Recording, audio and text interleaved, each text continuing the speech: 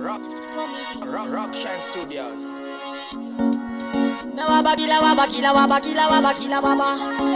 Akila babantu.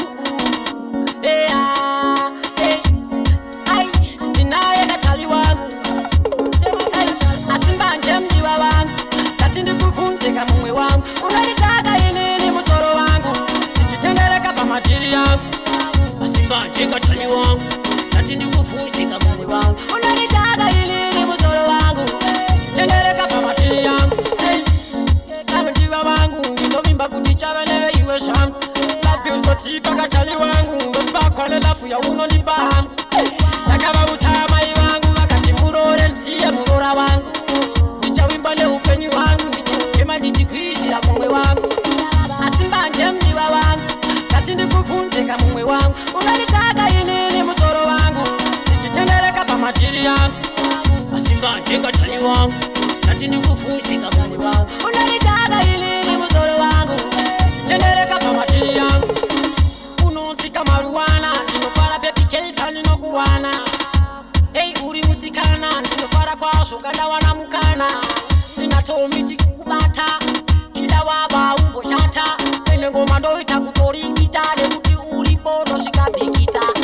Asimba njemji wa wangu, kati ndikufunze kama mwe wangu. Unanitaka inini musoro wangu, nikitendereka pa matili yangu. Asimba njenga tali wangu, kati ndikufunze kama mwe wangu. Unanitaka inini musoro wangu, nikitendereka pa matili yangu. Kama ndiwa wangu, nindovimba kutichawe newe iwe shangu. Life usotika katali wangu, ngospa kwane lafu ya uno ni bahangu. Nakaba utama iwangu, wakati murore nsiye murora wangu. Nicha wimbale upenyi wangu, kema nijikwishi ya mumwe wangu.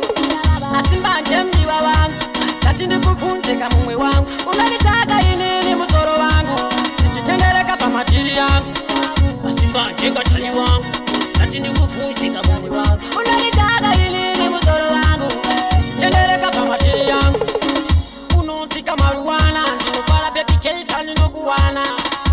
Hey uri musikana, ninofara kwa shoganda wana mukana. Ninatomiti kubata, kila waba umbo shata. Ene ngoma ndo itakutorikita, lebuti ulipono shika bikita. Asimba njemjiwa wangu, kati ndikufunze kama mwe wangu. Unanitaka inini musoro wangu, nikitendereka pa matili yangu.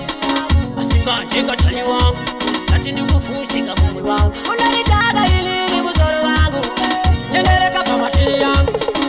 Sikiri man, you love that sacrifice. Man, you the fire. Similar, you be similar. Man, young killer, you queen killer. Family, man.